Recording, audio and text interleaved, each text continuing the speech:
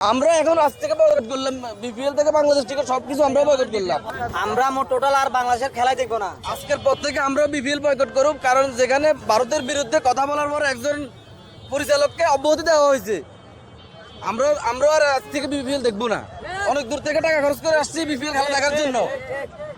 একজন ভারতের বিরুদ্ধে কথা বলার জন্য যদি একজন পরিচালককে এভাবে উনি জনগণের কথা বলছে, জনগণ আরো এক থেকে বলতেছে বাংলাদেশ যখন খারাপ করে তখন মানুষের মনে ভাব প্রকাশ করতে পারে না। একজন পরিচালক মানুষের মনে ভাবটা প্রকাশ করার ফলে ওনাকে এখন অব্যাহতি দেওয়া হয়েছে। এটা জনগণ মানবে না, জনগণ ওনার পাশে আছে।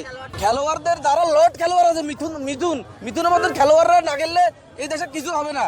মিথুনের মতন খেলোয়াড়ের কারণে আজকে দর্শকদের এই অবস্থা। আমরা এখন আজ থেকে বয়কট করলাম, বিপিএল থেকে বাংলাদেশ টিকিট সবকিছু আমরা বয়কট করলাম। আমরা আর খেলা দেখতে আসবো না।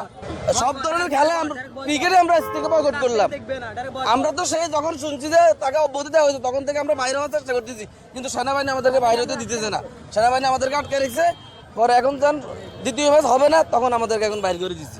আমরা টোটাল আর বাংলাদেশের খেলাই দেখবো না। যারা আজ থেকে বিপিএল বাংলাদেশের খেলা বয়কট।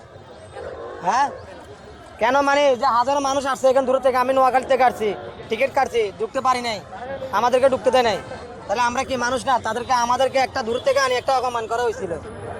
তাহলে এই যে বাংলাদেশের খেলোয়াড়রা এখন খেলা দেখতে যারা মাঠে আসে খেলোয়াড়রা আসেনি কেন তারা জানে।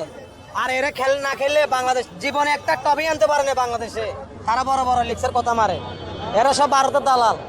আমরা চাই না বাংলা মাঠে যেন ভারতের দালাল না থাকে। আমরা খেলা বয়কট আমাদের ভাই দেখেন, শরীফ ওসমান হাদি ইসলামের পথে কথা বলতো, বাইকে আসে শহীদ করা হয়েছিল। এখনো বাইরের বিচারটা আমরা পাই নাই। তাইলে বাইরের বিচার পাইছি আমরা?